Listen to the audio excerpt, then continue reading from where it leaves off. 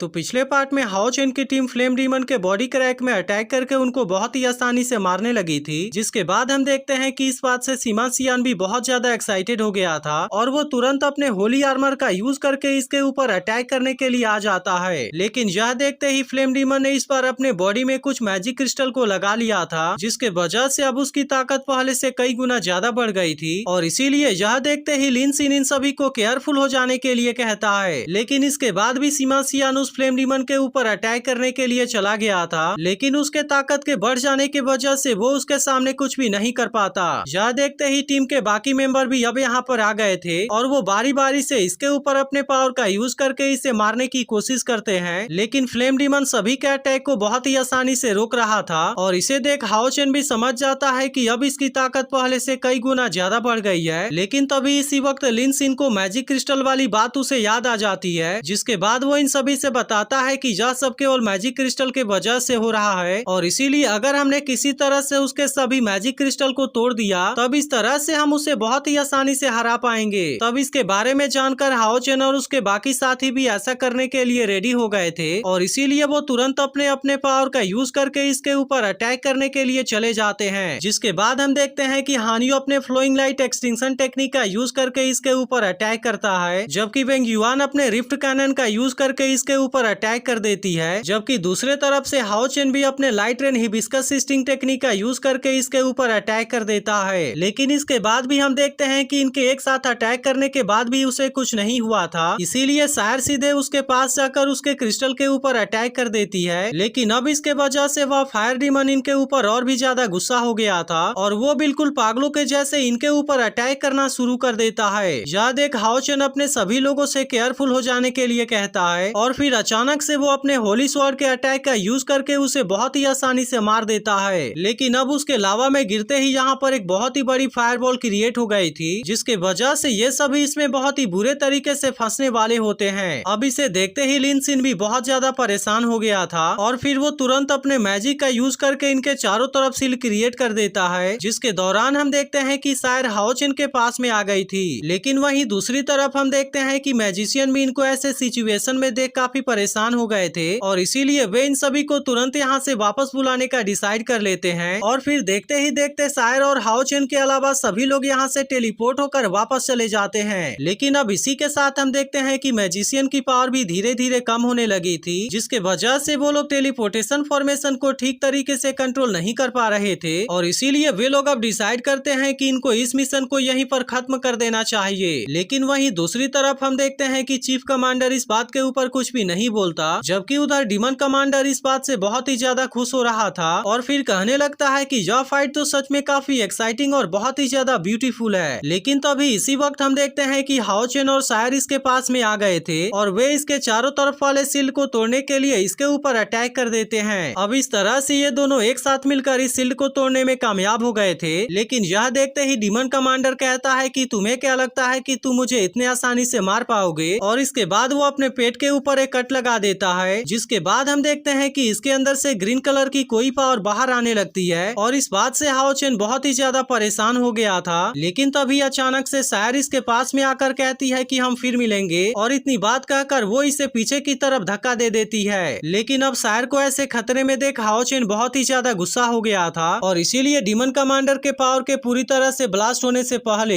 Magician अपने formation का use करके शायर को यहाँ पर वापस बुला लेती है। लेकिन वो इसमें हाओ चेन को यहाँ पर नहीं बुला पाई थी, जिसके वजह से शायर को भी हाओ चेन के बारे में चिंता होने लगती है। अब इसे देखते ही बाकी सोल्जर भी बहुत ज्यादा परेशान हो गए थे और कहने लगते हैं कि हमें उसे बचाने के लिए मदद भेजना चाहिए। लेकिन वहीं दूसरी तरफ हम देखते हैं कि डीमन कमांडर अब इस वक्त एक बहुत ही छोटे डीमन में चेंज हो गया था और उसे देख ऐसा लग रहा था कि अब उसके पास में कोई पावर नहीं है। इसके बाद वो अपनी जान बचाकर यहाँ से भागना चाहता था, लेकिन तभी इसी वक्त हाओ चेन उसके बिल्कुल सामने आ जाता है और इस वक्त वो इसके ऊपर बहुत ज्यादा गुस्सा भी हो गया था। अब इसे देखते ही डीमन कमांडर तुरंत यहाँ से भागना शुरू कर देता है, लेकिन हाओ यू ने अब सामने से आकर इसे घेर लिया था, जिसके बाद हाओ चेन गुस्से में अपने मिरेकल स्वॉर्ड से इसके ऊपर अटैक कर देता है, क्योंकि शायर के ऊपर अटैक करके इसने बहुत बड़ा गलती कर दिया था। अब इस तरह से हम देखते हैं कि हाओ चेन ने इसके गर्दन को इसके बॉडी से अलग कर दिया था और आखिरकार डीमन कमांडर यहाँ पर मारा जाता है, जिसके बाद हम देखते हैं कि इसके मरने से डीमन आर्मी बहुत ही ज्यादा कमजोर हो गई गई थी, जबकि बाकी डीमन अपनी अपनी जान बचाकर वहां से भागने लगे थे, क्योंकि बिना कमांड के ये सभी फाइट नहीं कर सकते थे।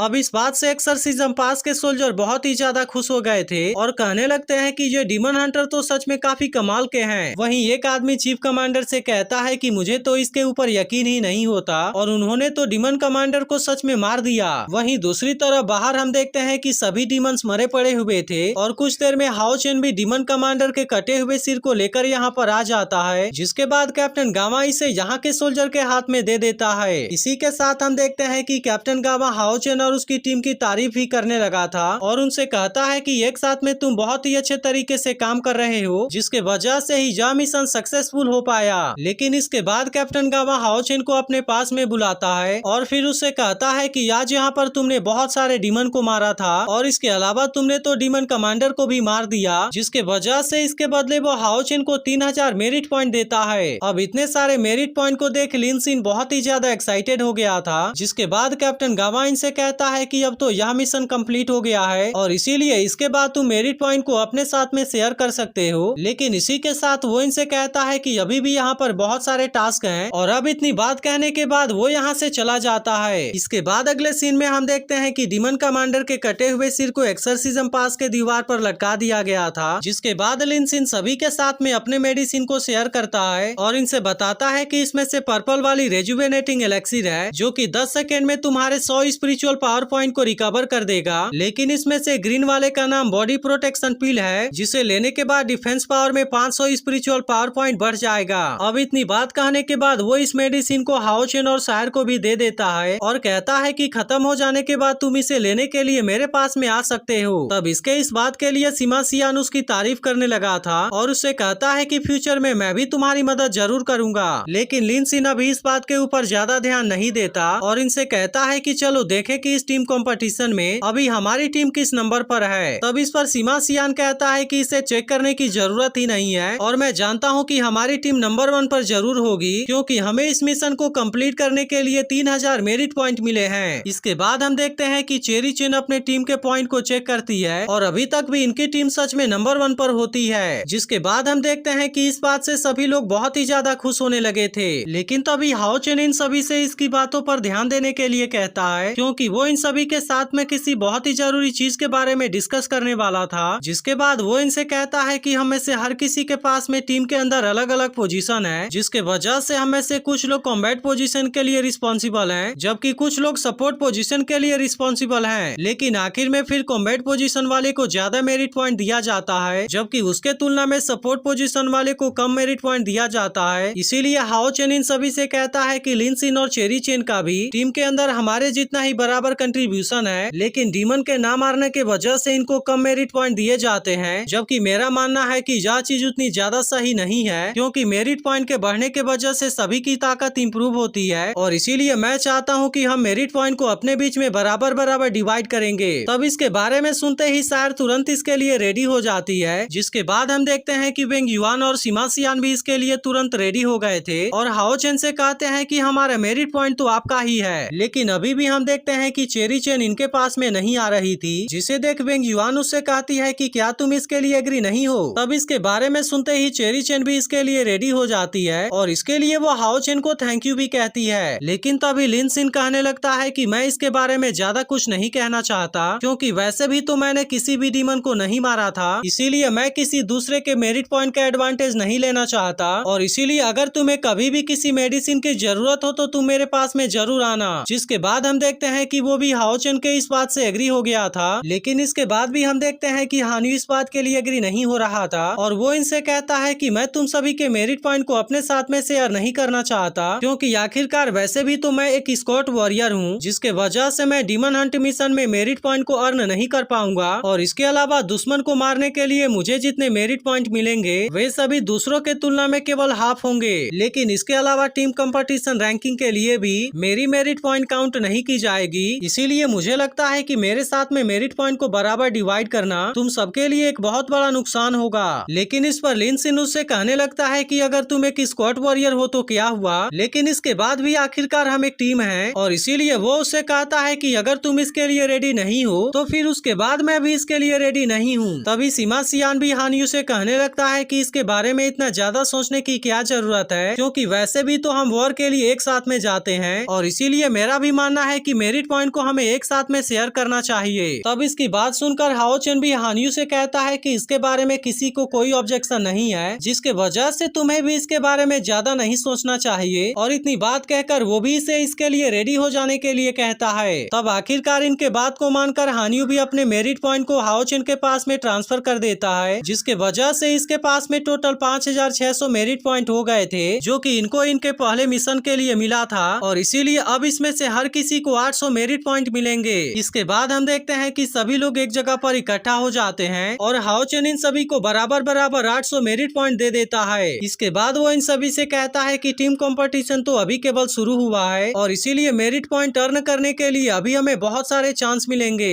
इसके बाद हम देखते हैं कि ये सभी रेस्ट करने के लिए कैंप के अंदर जाने वाले थे, लेकिन तभी अचानक से इसी वक्त इनके पास में रेड अलर्ट आने लगते हैं, जिसके बारे में देखते ही लिन सिन काफी परेशान हो गया था और उसे समझ में नहीं आता कि अब यह कैसी सिचुएशन है। जिसके बाद इसे देख हाओ चेन इनसे कहता है कि यह भी एक्सर्सिज्म पास के लिए एक इमरजेंसी मिशन है, क्योंकि एक्सर्सिज्म पास में जितने भी सोल्जर जख्मी हुए थे उन सभी के हीलिंग के लिए हर्ब की जरूरत है और इसीलिए उनको लेवल 5 से ऊपर वाले ऐसे डीमन हंटर की जरूरत है जिनके पास में लाइट एट्रीब्यूट वाली प्रोफेशन हो। इसीलिए हाओ चेन इनसे कहता है कि अब ऐसा लगता है कि हमें इसके लिए फिर से जाना होगा और इसके बाद एपिसोड यहीं पर एंड हो जाता है।